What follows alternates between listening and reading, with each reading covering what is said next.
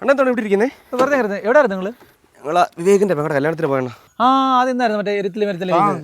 അയ്യോ വിവേക്, നല്ല ചെറുക്കനല്ലേ, പേര് പോലെ തന്നെ വിവേക് അല്ലേ?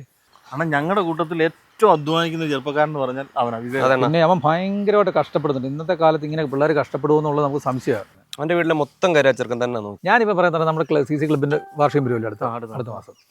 അപ്പൊ നമുക്ക് ഇവനൊരു ആദരവ് കൊടുത്താലോ? കൊടുക്കണമെന്നാ ഞാനും പറയുന്നത്. ഞങ്ങളുടെ കൂട്ടുകാരനായിട്ട് പറയല്ല, അവനെ പറ്റി ആർക്കും ഒരു നെഗറ്റീവും പറയാനില്ലെന്നാ ഞങ്ങൾ എപ്പോഴും പറയാം. നെഗറ്റീവ് പറയാനില്ലെന്നല്ല, നെഗറ്റീവ് പറയാനാണെങ്കിൽ നമുക്ക് ആരെ നെഗറ്റീവ് പറയാമല്ലോ. ഇപ്പൊ ഇവനെ പറ്റി ഒന്നുമില്ല, ആർക്ക് പറയാനൊന്നുമില്ല.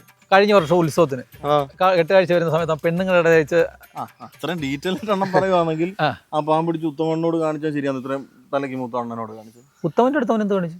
ഉത്തം ചേട്ടന്റെ മോളുമായിട്ട് ചെറിയൊരു കമ്പനി ഉണ്ടായിരുന്നു. കമ്പനി ഇപ്പൊ ചെറുപ്പക്കാർക്കാർക്കല്ല, പുള്ളി നടത്തത്തില്ലെന്ന് എല്ലാവരും കേൾക്കെ പറഞ്ഞില്ലേ? അതെന്താണെന്നറിയോ, അവൻ ആ റബ്ബറും സ്ട്രീറ്റ് മോഷണവും കാര്യങ്ങളും അല്ലാണ്ട് അത് ഉത്തമൻ അറിയായിരിക്കുമല്ലോ.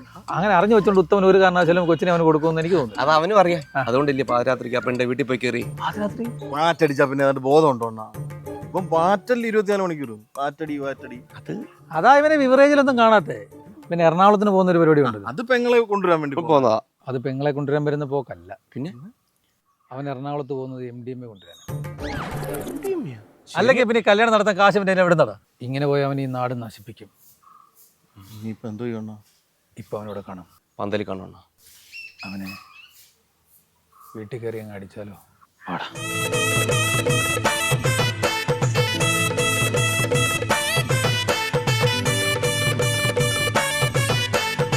അണ്ണാ എന്താടാ?